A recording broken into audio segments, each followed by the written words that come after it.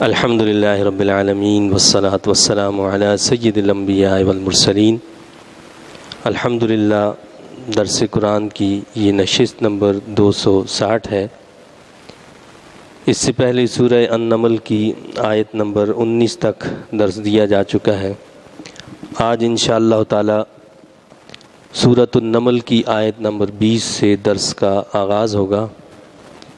یہ سورہ النمل کا دوسرا رکوع ہے۔ اس میں اللہ رب العزت کا ارشاد پاک ہے، اعوذ باللہ من الشیطان الرجیم، بسم اللہ الرحمن الرحیم۔ وَتَفَقَّدَ الطَّيْرَ فَقَالَ مَا لِيَ لَا أَرَى الْهُدْهُدَ أَمْ كَانَ مِنَ الْغَائِبِينَ۔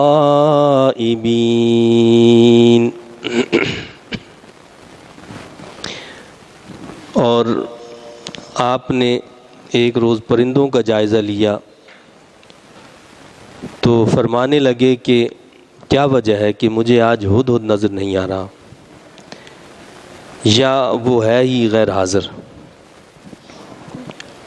ہم حضرت سیدنا سلیمان علیہ السلام کا تذکرہ پڑھ رہے تھے، اور یہ بات ہم نے پڑھی تھی کہ جب حضرت سلیمان علیہ السلام اپنے ایک لشکر کے ساتھ ایک سفر پر روانہ تھے تو ایک چمٹی نے آواز دی تمام چمٹیوں کو، یعنی جو ملکہ تھی، جو سردار تھی ان چمٹیوں کی، کہ تم سب اپنی اپنی بلوں میں داخل ہو جاؤ کہ کہیں حضرت سلیمان علیہ السلام کا لشکر تمہیں جو ہے وہ روند نہ ڈالے۔ اور حضرت سلیمان علیہ السلام جو ہیں وہ اس کی یہ بات سن کر مسکرا پڑے تھے اور اللہ کی اس نعمت پر اللہ کا شکر ادا کیا تھا۔ تو ایک بات تو یہ واضح تھی کہ اللہ کے نبی جو ہوتے ہیں ان کی سماعت، ان کا سننا، ان کا دیکھنا وہ ہماری طرح عام لوگوں کی طرح نہیں ہوا کرتا، بلکہ اللہ تعالیٰ ان کو خاص قوت عطا فرماتا ہے، اور ان کی خاص جو ہے سماعت بھی ہوتی ہے، اور ان کی بصارت کو بھی اللہ اتنی قوت دیتا ہے۔ حضرت سیدنا سلیمان علیہ السلام نے 3 میل کے فاصلے سے اس چمٹی کی ملکہ کی آواز کو سن لیا اور اس پر مسکرا دیے۔ تو جب حضرت سلیمان علیہ السلام کو یہ قوت دی ہے تو نبی مکرم عاقد و جہاں حضور انور صلی اللہ علیہ وسلم تو سید الانبیاء ہیں، تمام انبیاء کے سردار ہیں۔ آپ کو تو اللہ تعالیٰ نے بے شمار کمالات عطا فرمائے، اور حدیث پاک میں ہے کہ جو محبت سے مجھ پر درود پاک پڑھتا میں خود اس کو سنتا ہوں۔ تو اللہ کے نبی صلی اللہ علیہ وسلم خود سنتے ہیں۔ آج جدید دور ہے، ٹیکنالوجی کا دور ہے، آج ہم ان ذرائع اور اسباب کو استعمال کر کے دور دور کی آوازیں سن لیتے ہیں۔ آپ یہاں سے بیٹھ کر دنیا کے دوسرے کونے کی آواز سن لیتے، نہ وہاں کوئی تار ہے نہ کوئی اور چیز ہے۔ تو یہ ساری چیزیں جب مادی طور پر اتنا سامنے ہمارے آ چکی ہیں تو روحانی طاقت اور قوت کا اندازہ ہم کیسے جو ہے اس کو مقابلہ کریں اس سے، وہ تو بہت زیادہ قوی ہوتی ہیں۔ حضرت سیدنا عمر فاروق رضی اللہ تعالیٰ عنہ ایک دن مدینہ طیبہ میں مسجد نبوی صلی اللہ علیہ وسلم میں خطبہ ارشاد فرما رہے تھے، اور آپ کا ایک لشکر جہاد کے لیے گیا ہوا تھا۔ تو دوران جہاد جب آپ خطبہ دے رہے تھے، آپ نے خطبہ دیتے ہوئے ممبر پر سے فرمایا، یا ساریۃ الجبل، اے ساریہ پہاڑ کی اوٹ لے لو۔ تو کہتے ہیں کہ کئی دنوں کے بعد جب اس لشکر کی خبر آئی تو انہوں نے کامیابی کی نوید سنائی، اور وجہ کیا بتائی، کہا کہ جی عین جمعے کے وقت اس طرح ہمیں یہ آواز آئی اور ہم نے اس کے تحت جو ہے اپنا جو ہے سیکورٹی کی اور اپنا دفاع کیا، اور اللہ نے ہمیں کامیابی دے دی۔ تو اس وقت کوئی وائرلیس نہیں تھا، کوئی موبائل فون نہیں تھا، کوئی اور ایسی جدید ٹیکنالوجی نہیں تھی۔ اتنا دور دیکھ لینا اور آواز دینا اور اس آواز کا پہنچ جانا، یہ سب قدرت الہی ہے۔ اب بعض مرتبہ لوگ جو ہیں وہ یہ کہتے ہیں کہ جی یہ تو معجزہ تھا، یہ تو کرامت تھی، اور یہ اللہ کے نبی سلیمان علیہ السلام کا معجزہ ہے۔ یہ حضرت عمر فاروق رضی اللہ عنہ کی کرامت ہے، بے شک یہ کرامت ہے، اور بے شک حضرت سلیمان علیہ السلام کا معجزہ ہے، لیکن حضرت سلیمان علیہ السلام کا یہ جو معجزہ ہے یہ ایسا تو نہیں تھا کہ وقتی طور پر تھا اور پھر اللہ لے لیتا تھا۔ جب آپ حکم فرماتے تھے اب آپ کے حکم کی تابعداری کرتی تھی نہیں کرتی تھی؟ جب آپ حکم دیتے تھے جو ہے جنوں کو کہ یہ فلاں کام کرو فوراً کرتے تھے، یعنی وہ سب آپ کے حکم کے پابند تھے، حالانکہ یہ سارے معجزات ہیں، لیکن کیا تھا اس کے اندر مستقل، یعنی یہ ایک معجزہ تھا۔ یعنی اس کا یہ مطلب ہے جیسے آپ یوں سمجھیں ہم کوئی بات بغیر اللہ کی اجازت کے کر سکتے ہیں، اللہ کے اذن کے بغیر ہم دیکھ سکتے ہیں، اللہ کے اذن کے بغیر ہم چل سکتے ہیں۔ کائنات کا ایک ذرہ، ایک پتا اپنی مرضی سے ہل نہیں سکتا ہے۔ تو آپ کیا سمجھتے ہیں کہ اللہ تعالیٰ ہمیں بار بار بس حکم دیتا رہتا ہے کہ اب ہم دیکھیں اور اب پھر بند کر ہو جائیں اور چلیں اور پھر اجازت دے پھر ہم چلیں؟ ایسا تو نہیں ہے نا۔ اللہ تعالیٰ نے مستقل ہمیں ایک اختیار دے دیا کہ تم یہ کام جب تک اس کی منشا ہے ہم وہ کرتے رہیں گے، یعنی چلتے رہیں گے، دیکھتے رہیں گے۔ اسی طرح رب کائنات نے اپنے محبوب اور مخصوص بندوں کو جو اختیارات دیے تو اس کے اندر ایک تسلسل تھا۔ یہ نہیں ہے کہ جی ابھی آپ یہ ہوا اور اس کے بعد آپ سے سلب کر لیا، آپ سے لے لیا گیا، ایسا نہیں ہے۔ تو حضرت سیدنا سلیمان علیہ السلام نے اتنی دور سے آواز جو سنی اور ہم اس چمٹی کو اپنی کان کے اندر ڈال کر بھی نہیں سن سکتے اور سن بھی لیں تو اس کو سمجھ نہیں سکتے، تو اس سے ایک یہ بات بھی واضح ہوتی ہے کہ اللہ کے مخصوص نیک بندے، اللہ کے نبی جو ہوتے ہیں وہ نہ صرف یہ کہ ہر چیز کی آواز کو سنتے ہیں، اس کو جانتے بھی ہیں کہ اس نے کہا کیا ہے۔ بھائی ایک چمٹی بولی ہے، ایک اونٹ بولا ہے، ایک بیل بولا ہے، ایک چڑیا بولی ہے، اس نے کیا کہا ہے مجھے آپ کو نہیں پتہ ہے۔ اللہ کے جو نبی ہوتے ہیں وہ اس کی بات کو سمجھتے ہیں کہ اس نے کہا کیا ہے۔ اللہ کے نبی صلی اللہ علیہ وسلم نے ایک موقع پر ایک اونٹ کے مالک کو بلایا اور کہا کہ اسے مجھے دے دو، میں خرید رہا ہوں تم مجھے بیچ دو اسے۔ اس نے کہا کہ حضور ہم تو بغیر پیسوں کے آپ کو دے دیتے، لیکن ہمارا تو سارا گزر بسر اسی پر ہے اور کچھ ہے ہی نہیں ہمارے پاس۔ فرمایا کہ اپنے پاس رکھو، لیکن اس نے مجھ سے شکایت کی ہے، اونٹ نے مجھ سے شکایت کی ہے۔ کیا شکایت کی؟ فرمایا کہ یہ مجھ سے کام زیادہ لیتے ہیں اور کھانے کو کم دیتے ہیں، میرے کھلائی پلائی کا خیال نہیں رکھتے اور کام مجھ سے زیادہ لیا جاتا ہے، لہٰذا آئندہ اس کا خیال رکھو۔ کیا فرمایا؟ آئندہ اس کا خیال رکھو۔ تو اللہ کے نبی صلی اللہ علیہ وسلم جانوروں کی آوازیں بھی سنتے ہیں، سمجھتے بھی ہیں۔ آپ پتھروں کی آواز کو سنتے بھی ہیں، سمجھتے بھی ہیں۔ آپ کیا کرتے ہیں؟ لکڑی کی آواز کو بھی سنتے بھی ہیں، سمجھتے بھی ہیں، وہ کیا کہہ رہی ہے یہ بھی سمجھتے ہیں۔ تو جب آپ جانوروں کی، پرندوں کی آوازوں کو سن کر سمجھ لیتے ہیں تو پھر یہ تو سوال ہی پیدا نہیں ہوتا کہ جی امتی جو ہے وہ کوئی پشتو بولتا ہے تو کوئی پنجابی بولتا ہے، کوئی اردو بولتا ہے، کوئی سندھی بولتا ہے، کوئی بلوچی بولتا ہے، کوئی اور زبان بولتا ہے، کہ جی یہ ساری زبانیں کیسے سمجھتے ہیں، ان کو کیا پتہ کیا کہا ہے آپ نے۔ تو نبی جب چرند پرند کی باتوں کو سمجھتے ہیں تو یہ زبانیں کیا اہمیت رکھتے ہیں کہ وہ اپنے امتیوں کی بات نہ سمجھتے ہوں؟ یہ کم عقلی کی بات ہے۔ انسان اپنے اوپر جو ہے وہ یعنی سمجھتا ہے کہ جیسا میں ہوں ایسا نعوذ باللہ نبی بھی ہے، تو ایسا نہیں ہے۔ نبی کو اللہ نے بڑی طاقت، بڑی قوت دی ہوتی ہے۔ ظاہر ہے کہ وہ جو ہے اللہ کے مخصوص بندے ہوتے ہیں، یہ تو کوئی نہیں کہتا کہ وہ ان کے پاس اپنی طاقت ہوتی ہے کوئی، وہ سب طاقت، وہ ساری قوت من جانب اللہ ہوتی ہے۔ اللہ تعالیٰ ہی اپنے بندوں کو یہ قوتیں، یہ طاقتیں عطا فرماتا ہے۔ تو حضرت سیدنا سلیمان علیہ السلام نے یہ ساری چیزیں جو ہوئیں تو اس پر ایسا نہیں ہوا کہ آپ اترانے لگے یا آپ کے اندر کوئی نعوذ باللہ تکبر پیدا ہو گیا، بلکہ آپ نے کیا کہا؟ آپ نے اللہ سے دعا مانگی، میرے مالک مجھے توفیق دے کہ میں تیرا شکر ادا کروں، تیری نعمت عظمیٰ کا جس نے مجھ پر فرمائی، میرے والدین پر نیز مجھے توفیق دے کہ وہ نیک عمل کروں جسے تو پسند فرمائے، اور شامل کر لے مجھے اپنی رحمت کے باعث اپنے نیک بندوں میں۔ تو آپ جھک جاتے ہیں، عاجزی کا اظہار کرتے ہیں، اللہ سے دعا مانگتے ہیں۔ یہ ہے نیک اور صالحین کا طرز عمل، کہ جب بھی کوئی نعمت ملتی ہے اس پر وہ اتراتے نہیں ہیں، وہ اللہ کے سامنے جھک جاتے ہیں۔ حضرت سیدنا شیخ عبد القادر جیلانی رحمۃ اللہ علیہ کا مشہور واقعہ ہے کہ ایک مرتبہ آپ مصروف عبادت تھے اور آواز آئی کہ اے عبد القادر تمہاری یہ نماز یہ ساری چیزیں ہم نے معاف کر دی، عبادت تم پر معاف ہے، اب تمہیں ضرورت نہیں ہے سب کچھ کرنے کی۔ غیبی آواز ہے بھائی، میں آپ سنیں تو ہم تو بہت بڑے ولی بن جائیں کہ جی میں تو بہت بڑا ولی بن گیا ہوں، اب تو میرے اوپر سب کچھ معاف ہے، مادر پدر آزاد ولی بن گیا ہوں میں، مجھے کسی کی ضرورت نہیں ہے شریعت کی پابندی کی۔ تو ایسا نہیں ہے۔ حضرت سیدنا غوث اعظم رضی اللہ عنہ نے کیا فرمایا؟ آپ نے پڑھا لا حول ولا قوت الا باللہ۔ جب میرے نبی صلی اللہ علیہ وسلم پر یہ چیزیں معاف نہیں ہوئیں تو میں کون ہوں؟ جس کو عبادت معاف ہو جائے، نماز معاف ہو جائے، تمہیں کوئی عبادت کی ضرورت نہیں ہے، میں تجھ سے اتنا جو خوش ہوں کہ تو نے مجھے راضی کر دیا، اب تجھے ضرورت نہیں ہے۔ تو اس نے دوسرا وار کیا، اس نے کہا کہ تجھے تو تیرے علم نے بچا دیا۔ شیطان نے، وہ غیبی آواز جو تھی وہ اصل میں شیطان تھا، تو دوسرا وار کیا کیا کہ تجھے تیرے علم نے بچا دیا۔ اب انسان گھمنڈ میں آ جاتا ہے، ہاں جی میرے پاس تو اتنا علم ہے کہ میں تو شیطان کے وار سے بچ سکتا ہوں۔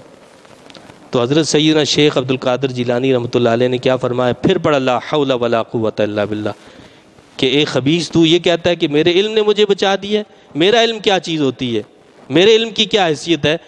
نہ میرے علم نے بچایا نہ میں خود بچاؤں، مجھے تو میرے رب کی رحمت نے بچایا ہے۔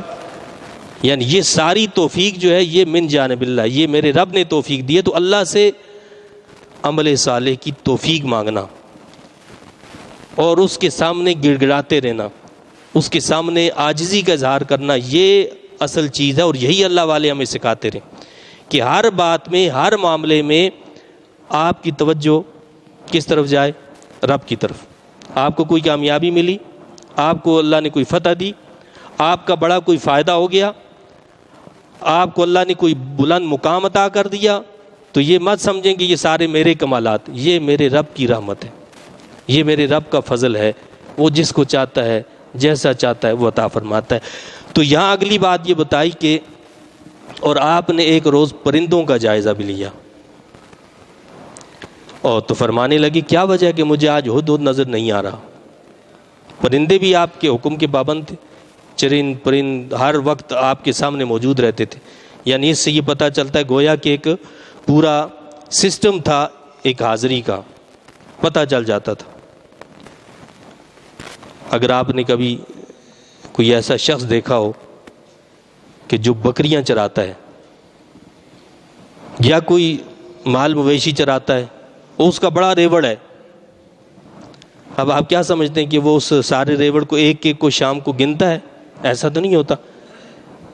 کیا ہوتا ہے؟ وہ بہت بڑا ریوڑ ہوتا ہے، بہت بڑا ریوڑ ہے، وہ ایک نظر ڈالتا ہے اور اس کو پتہ چل جاتا ہے کہ فلاں بکری نہیں ہے اور فلاں بھیڑ نہیں ہے، فوراً اس کو پتہ چل جاتا ہے، اس کو اتنا اس پر یعنی مشاہدہ اس کا ہوتا ہے، اسے اندازہ ہو جاتا ہے کہ کون موجود نہیں ہے، اور اس کی تلاش شروع کر دیتا ہے۔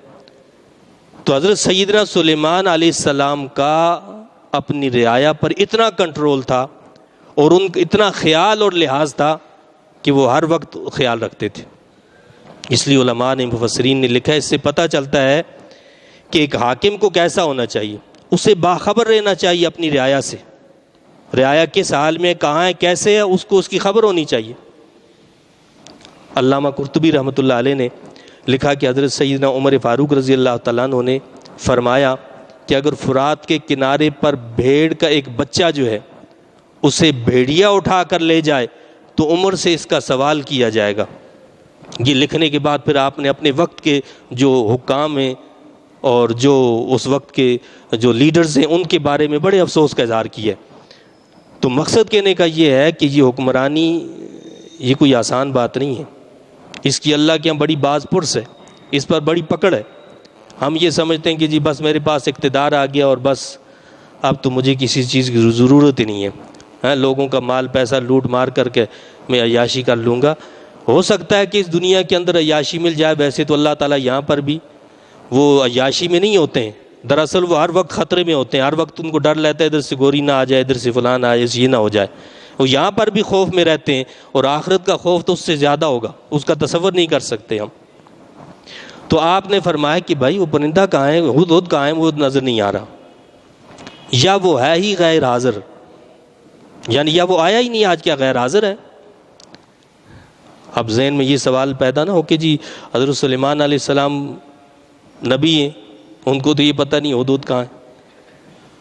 یہاں جو یہ کہا ہے کہ لا اری الہدہد، مقصد یہ کہ یہاں یہ جو مجلس ہے، یہ جو محفل ہے، یہاں پر نظر نہیں آ رہا ہے۔ اور نبی جب توجہ فرماتے ہیں، جسے ہم بعض اوقات کشف بھی کہہ دیتے ہیں، تو کشف کے ذریعے سے تو ساری دنیا کو دیکھ لیتے ہیں۔ حضرت سیدنا حضور غوث اعظم رضی اللہ عنہ کا قول یہ ہے کہ میں ساری دنیا کو ایک ذرے کی طرح دیکھتا ہوں، ذرہ جیسے ہوتا ہے نا۔ اسی طرح بعض بزرگوں کا قول ہے کہ میں ساری دنیا کو ایسے دیکھتا ہوں جیسے یہ میرا ناخن ہے، اس طرح میں ساری دنیا میرے سامنے ہے۔ تو کیا فرمایا کہ کیا وجہ ہے کہ مجھے آج ہدہد نظر نہیں آ رہا، یعنی یہاں پر نظر نہیں آ رہا ہے، یا وہ ہے ہی غیر حاضر۔ اگر وہ غیر حاضر ہے تو کیا فرمایا؟ لَأُعَذِّبَنَّهُ عَذَابًا شَدِيدًا أَوْ لَأَذْبَحَنَّهُ أَوْ لَيَأْتِيَنِّي بِسُلْطَانٍ مُبِينٍ۔ فرمایا کہ اگر وہ غیر حاضر ہے تو میں ضرور اسے سخت سزا دوں گا، یا اسے ذبح ہی کر ڈالوں گا، یا اسے لانا پڑے گی میرے پاس کوئی روشن سند۔ یعنی حاضری کا صحیح عذر اگر نہیں ہوگا تو اس کو سزا ملے گی، جس کا مطلب کیا ہے کہ ایک سسٹم ہوتا ہے، جہاں سسٹم ہوتا ہے تو وہاں کچھ پنشمنٹ بھی ہوتی ہے۔ پنشمنٹ جب تک نہیں ہو، قرآن میں بھی اللہ تعالیٰ نے جنت اور جہنم کا ذکر کیا ہے، کہیں ترغیب دی ہے، کہیں ترہیب، یعنی کہیں ڈرایا ہے، کہیں نعمتوں کی خوشخبری دی ہے کہ یہ کرو گے، اس طرح کرو گے تمہیں یہ نعمتیں دیں گے، اور ڈرایا ہے کہ اگر اس طرح نافرمانی کرو گے تو تمہارے لیے عذاب ہے۔ تو سسٹم کے لیے ضروری ہوتا ہے کہ وہاں کیا ہو، دونوں چیز، ترغیب بھی ہو، ترہیب بھی ہو۔ وہاں ایک سسٹم ہو تو وہاں اس کے لیے کچھ پنشمنٹ بھی ہوتی ہے۔ ٹھیک ہے، وہ ایسی پنشمنٹ نہ ہو کہ جو غیر انسانی ہو یا غیر اخلاقی ہو، وہ ایک اخلاق کے دائرے کے اندر اور انسانی دائرے کے اندر رہتے ہوئے وہ پنشمنٹ ہونی چاہیے۔ اور اسی طرح اگر کسی جانور کو سدھانے کے لیے کچھ مار لگانا پڑے تو اس کی بھی اجازت اس سے ثابت ہوتی ہے۔ جیسے آپ دیکھتے ہیں نا کہ گھوڑے کو سواری کے لیے جب سدھایا جاتا ہے تو وہ ایسے نہیں سدھرتا ہے، اس کو تھوڑی پنشمنٹ بھی دی جاتی ہے، اس کی تھوڑی مار پیٹ ہوتی ہے، تب جا کر وہ سدھرتا ہے اور اپنے چلانے لگتا ہے، ورنہ تو اپنے پیٹھ پہ بیٹھنے ہی نہیں دیتا ہے۔ تو فرمایا کہ میں ضرور اسے سخت سزا دوں گا، یا اسے ذبح ہی کر ڈالوں گا، یا اسے لانا پڑے گی میرے پاس۔ فمكث بين بعيد فقال أحطت بما لم تحط به وجئتك من سبأ بنبأ يقين۔ بس کچھ زیادہ دیر نہ گزری کہ وہ آ گیا، تھوڑا ہی ٹائم گزرا تھا کہ ہدہد آ گیا، اور کہنے لگا میں ایک ایسی اطلاع لے کر آیا ہوں جس کی آپ کو خبر نہ تھی۔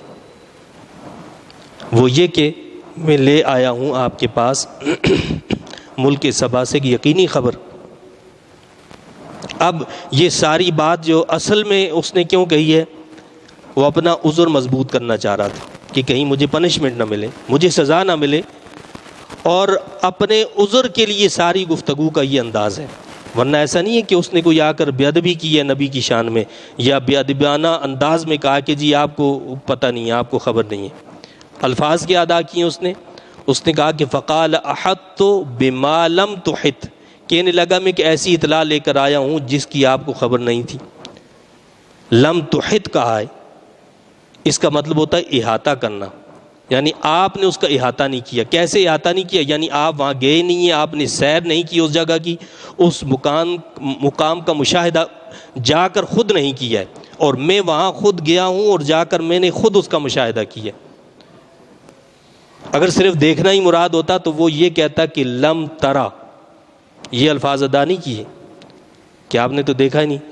یعنی وہی بات جو میں آپ کو کہہ رہا ہوں کہ کشف کے ذریعے سے، یا جب نبی یا اللہ کا نیک بندہ توجہ کرتا ہے تو وہ جہاں توجہ کرتا ہے اس جگہ کا مشاہدہ کر سکتا ہے۔ تو یہاں اس نے الفاظ کے ادا کیے بما لم تحط، جس کا آپ نے احاطہ نہیں کیا ہے، پریکٹیکلی آپ اس ملک میں اس جگہ پر نہیں گئے ہیں اور جا کر آپ نے اس کا وہاں مشاہدہ نہیں کیا۔ تو فرمایا کہ میں ایک ایسی اطلاع لے کر آیا ہوں جس کی آپ کو خبر نہ تھی، اور وہ یہ کہ میں لے آیا ہوں آپ کے پاس ملک کی سبا سے ایک یقینی خبر۔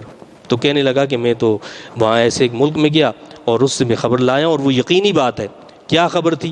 انی وجدت امرأۃ تملکہم وأوتیت من کل شیء ولہا عرش عظیم، میں نے پایا ایک عورت کو جو ان کی حکمران ہے، میں نے ایک عورت کو پایا جو حکمران ہے۔ یہ ان لوگوں کی بات تھی، ان حکمرانوں کی بات تھی۔ اس کا یہ مطلب نہیں ہے کہ اسلام میں عورت کی حکمرانی جائز ہے۔ احادیث مبارکہ سے، قرآن اور سنت کی جو تعلیمات ہیں ان سے یہ واضح ہوتا ہے کہ عورت کی حکمرانی جائز نہیں ہے، کہ عورت حکمران ہو اور رعایا اس کی جو ہے مرد ہو تو یہ جائز نہیں ہے۔ تو فرمایا کہ میں نے پایا ایک عورت کو جو ان کی حکمران ہے اور اسے دی گئی ہے ہر قسم کی چیز سے، اور اس کا ایک عظیم الشان تخت ہے۔ یہ ساری باتیں ہدہد بتا رہا ہے کہ اس کے پاس عرش عظیم ہے اور اس کے پاس ہر طرح کی چیز موجود ہے۔ وجدتها وقومها يسجدون للشمس من دون الله يسجدون للشمس من دون الله وزين لهم الشيطان أعمالهم فصدهم عن السبيل فهم لا يهتدون۔ میں نے پایا اسے اور اس کی قوم کو کہ وہ سب سجدہ کرتے ہیں سورج کو۔ ایک پرندہ دیکھ رہا ہے ہدہد، اور پرندے کے اندر بھی اتنی سمجھ بوجھ پیدا ہو جاتی ہے کہ وہ کیا کہہ رہا ہے کہ میں نے ایک قوم کو دیکھا وہ سب سجدہ کرتے ہیں سورج کو۔ عقائد کا پتہ چل جاتا ہے نبی کی صحبت سے۔ نبی کی صحبت میں بیٹھنے والا پرندہ تھا نا، ہدہد تھا، نبی کی صحبت میں بیٹھتا تھا، اس لیے اس کو اتنی خبر ہے کہ کیا عقائد صحیح اور کیا غلط ہیں، کیا اعمال اچھے ہیں کیا برے ہیں۔ تو اس نے کہا کہ میں نے ایک قوم کو دیکھا ہے وہ سب سجدہ کرتے ہیں سورج کو سوائے اللہ تعالیٰ کے، اللہ کو چھوڑ کر سورج کی پوجا کرتے ہیں۔ اور کیا کہا اس نے؟ اور آراستہ کر دی ان کے لیے شیطان نے ان کے یہ مشرکانہ اعمال۔ اسے ہی بھی پتہ ہے کہ یہ اعمال جو شیطانی اعمال ہیں کہ وہ اللہ کو چھوڑ کر دوسروں کو سجدہ کرتے ہیں، تو شیطان نے ان کے لیے ان اعمال کو مزین کر کے رکھ دیے، پس اس نے روک دیا انہیں سیدھے راستے سے، پس وہ ہدایت قبول نہیں کرتے۔ تو یہ خبر دی کہ جس طرح ایک قوم ہے، اس طرح کا ملک ہے، وہ لوگ جو ہیں اللہ کے علاوہ دوسری چیزوں کی جو پوجا کرتے ہیں اور اللہ کو جو ہے اس کی عبادت نہیں کرتے، اللہ کو نہیں مانتے، اس کا مطلب ہے۔ یہ آیت سجدہ آگے تو ہم سب پر سجدہ تلاوت جو واجب ہے، اور جب یہاں سے یعنی خطبہ یہ پورا ہو جائے تو اس کے بعد سجدہ تلاوت ضرور کریں۔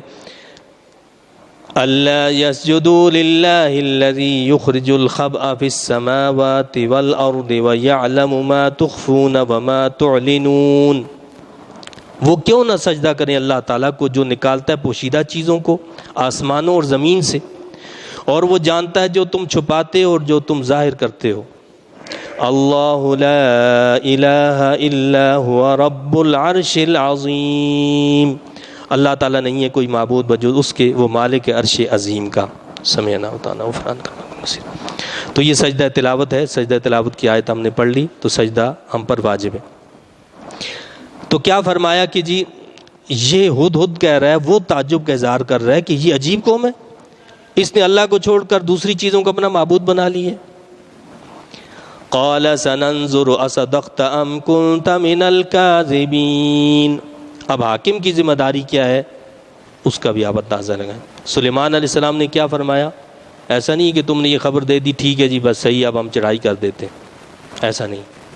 حضرت سیدنا سلیمان علیہ السلام نے فرمایا ہم پوری تحقیق کریں گے اس بات کی کہ تو نے سچ کہا ہے یا تو بھی غلط بیانی کرنے والوں سے ہے۔ حاکم کی جو ذمہ داری ہے، حاکم کا جو کام ہے وہ کیا ہے کہ جب کوئی خبر اسے ملے اس کی پوری تحقیق کرے، اپنے علم پر فیصلہ نہیں ہو سکتا ہے۔ کوئی قاضی، کوئی جسٹس اپنے علم کی بنیاد پر فیصلہ سنانا چاہے، ایسا نہیں ہے۔ کوئی علم لدنی کی بنا پر فیصلہ سنانا چاہے، ایسا نہیں ہے۔ رب کائنات نے اس کا ایک نظام رکھا، اور اس نے قیامت کے دن کے لیے بھی یہی فرمایا ہے کہ قیامت کے دن بھی گواہوں کی موجودگی میں فیصلہ ہوگا۔ یہ ہمارے ساتھ رکھے ہوئے کرامن کاتبین، وہ گواہی دیں گے، اس کے علاوہ ہمارے اعضاء گواہی دیں گے، سارے گواہوں کی موجودگی میں فیصلہ سنایا جائے گا۔ وہ تو عالم الغیب ہے، ہر غیب کو جاننے والا ہے، لیکن وہ اپنے علم پر فیصلہ نہیں دے گا، ہماری تحقیقات ہوں گی پوری۔ ہمارے سامنے ایویڈنس رکھے جائیں گے کہ یہ دیکھو اور اس کی دلائل کی روشنی میں تم کو یہ سزا دی جاتی ہے۔ اللہ اس سزا سے ہمیں محفوظ رکھے۔ تو حاکم کا جو ہے کام یہ ہے کہ وہ بات کو سن کر ایسے فیصلہ نہ سنائے، بلکہ اس کی ذمہ داری ہے کہ وہ پوری تحقیقات کرے، تحقیقات کے بعد دلائل کی روشنی میں جس نتیجے پر پہنچے پھر وہ فیصلہ سنائے۔ تو سلیمان علیہ السلام نے یہی فرمایا کہ ہم پوری تحقیق کریں گے اس بات کی کہ تو نے سچ کہا ہے یا تو بھی غلط بیانی کرنے والوں سے ہے۔ اذهب بکتابی ھذا فالقہ الیہم ثم تول عنہم فانظر ماذا یرجعون۔ اب مزید آپ نے اس کو حکم دیا، لے جا میرا یہ مکتوب۔ آپ نے ایک لیٹر لکھا، یعنی اس کا مطلب یہ ہے کہ دعوت اسلام دینے کے لیے صرف ضروری یہی نہیں ہے کہ انسان خود جائے اور جا کر دعوت پیش کرے، اس کے کئی طریقے ہو سکتے ہیں۔ لیٹر کے ذریعے، خطوط کے ذریعے سے، جدید ٹیکنالوجی کے ذریعے سے ہم اللہ کے دین کے پیغام کو لوگوں تک پہنچا سکتے ہیں۔ تو فرمایا کہ یہ لے جا میرا یہ مکتوب اور پہنچا دے ان کی طرف، پھر ہٹ کر کھڑا ہو جا ان سے اور دیکھو ایک دوسرے سے کیا گفتگو کرتے ہیں۔ تو آپ نے حکم دیا کہ یہ میرا خط ہے، یہ لے جاؤ اور یہ ملکہ سبا کو دے دو، اور دے کر یہ نہیں کہ فوراً بھاگاؤ، کھڑے رہنا، انتظار کرنا، ذرا پیچھے دیکھو وہ کیا آپس میں گفتگو کرتے ہیں، کیا بات کرتے ہیں، یہ بھی پتہ کرنا۔ تو کہتے ہیں کہ وہ حدود لے گیا وہ لیٹر اور لے جا کر ملکہ سبا کی گود میں اس نے اس کو ڈال دیا، پھینک دیا۔ قالت یا ایھا الملأ انی القی الی کتاب کریم۔ خط پڑھ کر ملکہ نے کہا، اے سرداران قوم، وہ بڑی سمجھدار خاتون تھی، اس نے اپنے درباریوں کو جمع کیا اور کہا، ملکہ نے کہا کہ سرداران قوم، پہنچایا گیا ہے میری طرف ایک عزت والا خط۔ وہ پہلے ہی سمجھ گئی کہ یہ عام کوئی آدمی نہیں ہے، جس کی تابعداری کرنے والے پرندے ہوں اس کا کتنا مقام ہوگا، لہٰذا اس نے خط کو بھی عام خط نہیں سمجھا۔ اس نے کیا کہا کہ انی القی الی کتاب کریم، یہ بڑا عزت والا خط میرے پاس ہے۔ اس خط کی اس نے عزت کی، تعظیم کی، احترام کیا، یہ بڑا باعزت خط ہے، کتاب کریم ہے، یہ محترم خط ہے، یہ عزت والا خط ہے۔ تو یہ ادب جو ہوتا ہے یہ بڑا اہمیت رکھتا ہے۔ حضرت سیدنا موسیٰ علیہ السلام کے سامنے جب وہ جادوگر آئے تھے تو انہوں نے ادب کیا تھا حضرت موسیٰ علیہ السلام کا، کیا کہا تھا، اجازت مانگی تھی موسیٰ علیہ السلام سے کہ جی آپ اجازت دیتے ہیں، آپ کریں، آپ اپنا کرتب دکھائیں یا ہم اپنا کرتب دکھائیں؟ تو آپ نے ان کو اجازت دی۔ اس ادب کی بنا پر اللہ نے ان کے دل میں ایمان کی دولت پیدا کر دی۔ ادب جو ہوتا ہے وہ ادب سے انسان بن جاتا ہے۔ جن بادشاہوں نے حضور علیہ الصلوۃ والسلام کے خطوط کا ادب کیا، اللہ نے ان کو دولت ایمان سے مالا مال کر دیا۔ نجاشی کو آپ دیکھیں، لیکن کسریٰ کا جو بادشاہ تھا اس نے نبی کریم صلی اللہ علیہ وسلم کے خط کی بے حرمتی کی، اس نے اس کو پھاڑ کر پھینک دیا۔ تو کیا ہوا؟ اس کی ساری مملکت ٹکڑے ٹکڑے ہو کر رہ گئی، پارا پارا ہو گئی، اس کو بھی اللہ نے ذلیل رسوا کر دیا، کیونکہ ادب نہیں کیا تھا رسول اللہ صلی اللہ علیہ وسلم کے خط کا۔ تو اس ملکہ نے کیا کی؟ تکریم کی حضرت سلیمان علیہ السلام کی خط کی اور کہا کہ یہ کتاب کریم ہے، اِنَّهُ مِن سُلَيْمَانَ وَإِنَّهُ بِسْمِ اللَّهِ الرَّحْمَنِ الرَّحِيمِ۔ یہ سلیمان کی طرف سے ہے، یعنی یہ اس خط کی جو ابتدائی کلمات ہیں اس نے پڑھ کر سنائے کیا تھے، یہ سلیمان کی طرف سے ہے اور وہ یہ ہے، اللہ کے نام سے شروع کرتا ہوں جو رحمان اور رحیم ہے۔ یہ بسم اللہ الرحمن الرحیم سورہ نمل میں آیت کا ایک حصہ ہے، یہ پوری آیت نہیں ہے، پورے قرآن کریم میں صرف اسی جگہ پر یہ آیت کا حصہ بن کر آئی ہے، ورنہ ہر سورت کی ابتدا میں لکھی ہوئی آتی ہے بسم اللہ الرحمن الرحیم جداگانہ طور پر۔ تو اس اعتبار سے علماء میں اختلاف ہے کہ آیا ہر سورت کا یہ جز ہے، حصہ ہے یا نہیں ہے۔ تو بعض کہتے ہیں کہ جی یہ ہر سورت کا جز ہے اور حصہ ہے، اور بعض اس چیز کے قائل نہیں ہیں۔ بہرحال یہاں پر پورے قرآن میں ایک جگہ پر یہ ایک آیت کا حصہ بن کر بسم اللہ الرحمن الرحیم آئی ہے۔ تو ہر کام مسلمان کو حکم کیا ہے کہ بسم اللہ سے شروع کیا جائے، اس میں برکت ہوتی ہے، اس میں کامیابی اللہ عطا فرماتا ہے، ہر نیک کام، ہر جائز کام۔ تو خط لکھنے کا طریقہ بھی بتا دیا کہ جب خط لکھا جائے تو پہلے خط لکھنے والا اپنا تعارف کروائے کہ میں کون ہوں۔ ٹھیک ہے، تو فرمایا کہ یہ سلیمان کی طرف سے، اور وہ یہ ہے کہ اللہ کے نام سے شروع کرتا ہوں جو رحمان اور رحیم ہے۔ اللہ تعلوا علی واتونی مسلمین، آپ نے بسم اللہ سے اس خط کی ابتدا کی اور واضح طور پر پیغام دے دیا تم لوگ غرور و تکبر نہ کرو میرے مقابلے میں، اور چلے آؤ میرے پاس فرما بردار بن کر۔ پیغام دے دیا سیدھا واضح دو ٹوک الفاظ میں، جھک کر نہیں۔ آپ کی منت کریں گے، ہم چاپلوسی کریں گے، یہ مسلمانوں کا طریقہ نہیں ہے کہ کفار کو دعوت دیں یا کفار سے جو ہے وہ معاملہ ہو تو وہاں ان کے سامنے بچ جائیں۔ نبیوں کا طریقہ کیا ہے کہ جو مخالف ہے، دشمن اسلام ہے، تو اس کے سامنے وہ پامردی دکھاتے ہیں، اپنی بہادری دکھاتے ہیں، اور اس کی آنکھوں میں آنکھیں ڈال کر بات کرتے ہیں۔ حضرت سلیمان علیہ السلام نے کیا فرمایا؟ تم لوگ غرور و تکبر نہ کرو میرے مقابلے میں، اور چلے آؤ میرے پاس فرما بردار بن کر۔ دو ٹوک الفاظ میں یہ بات کی۔ یہ الفاظ، یہ کلمات ہی اپنا ایک دبدبہ رکھتے تھے۔ تو اس نے، ملکہ نے کیا کہا؟ قالت یا ایھا الملأ افتونی فی امری، ملکہ نے کہا اے سرداران قوم مجھے مشورہ دو میرے اس معاملے میں۔ یعنی اس کا مطلب یہ ہے کہ کسی بھی اہم کام میں مشورے کے بغیر قدم نہیں بڑھانا چاہیے۔ تو اس نے مشورہ کیا سب سے، پورے سرداروں سے، جو بھی اس کے اسمبلی کے جو ان کے ممبران تھے یا دیگر جو اہل رائے لوگ تھے، ان سے مشورہ لیا۔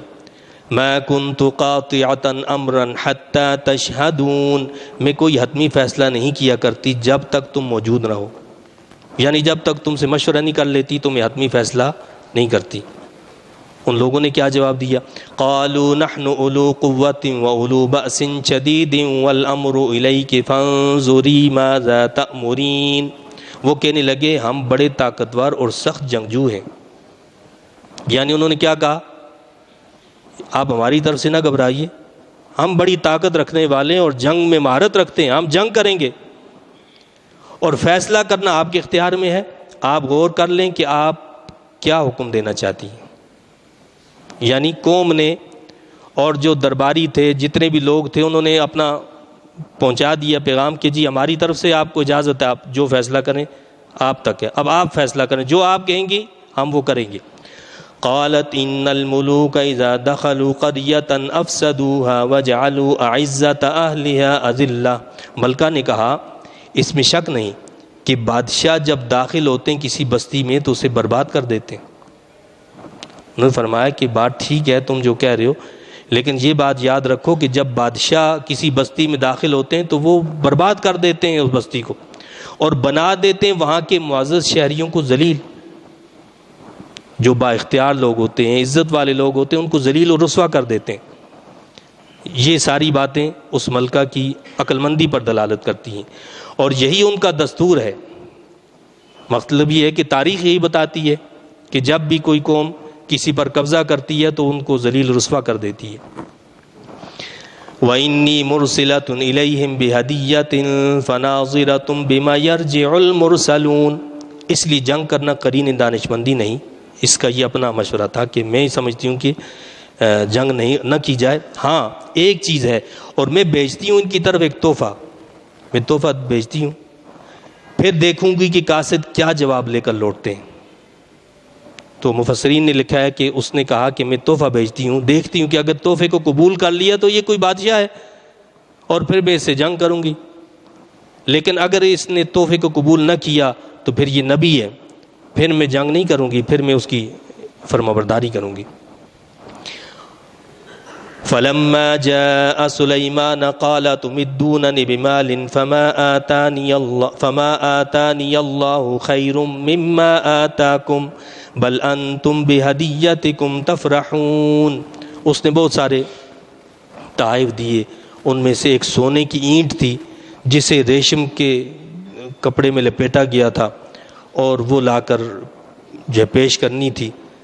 ابھی وہ جو سفیر تھے وہ ابھی کچھ فاصلے پر تھے کہ حضرت سلیمان علیہ السلام نے فوراً جنوں کو حکم دیا کہ یہ بہت بڑا محل تھا آپ کا، آپ نے فرمایا کہ سارے محل کے اندر جو ہے سونے اور چاندی کا فرش بچھا دو، اور اس کی دیواریں بھی جو فرش سونے چاندی کی لگا دو۔ وہ سفیروں کے پہنچنے سے پہلے وہاں سونے چاندی کا تو فرش بچھا ہوا تھا۔ اب وہ آئے، جب انہوں نے کیا کیا، تحفہ پیش کیا۔ جب قاصد آپ کے پاس ہدیہ لے کر آیا تو آپ نے فرمایا کیا تم لوگ مال سے میری مدد کرنا چاہتے ہو؟ سنو، جو عطا فرمایا مجھے اللہ تعالیٰ نے وہ بہتر ہے اس سے جو تمہیں دیا ہے۔ اس کا مطلب کیا ہے؟ دعوت اسلام میں کوئی لفافہ، کوئی ہدیہ، کوئی تحفہ، کوئی ریسپیکٹ، کوئی ایسی چیز جو مانے ہو رہی ہو دعوت اسلام میں، اسلام کے کام کو اس سے نقصان ہو رہا ہو، وہ قابل قبول نہیں ہے، اس کو قبول نہیں کرنا چاہیے، اسے ریجیکٹ کر دینا چاہیے، اس تحفے کو منہ پر مار دینا چاہیے۔ تو حضرت سلیمان علیہ السلام نے کیا فرمایا؟ مجھے ایسے تحفوں کی ضرورت نہیں ہے، اللہ نے مجھے اس سے زیادہ دی ہے۔ تو کہتے ہیں وہ سفیر جب آئے تو وہ دیکھ کر ہی وہاں پریشان ہو گئے کہ ہم کیا لے کر آئے، یہاں تو پہلے سونے چاندی کی دیواریں، فرش بچھے ہوئے، تو وہ تحفہ پیش کرنا ہی جو ان کے لیے معیوب ہو گیا کہ جی ہم کیسے اس کو پیش کریں، یہ تو کوئی تحفہ ہی نہیں ہے۔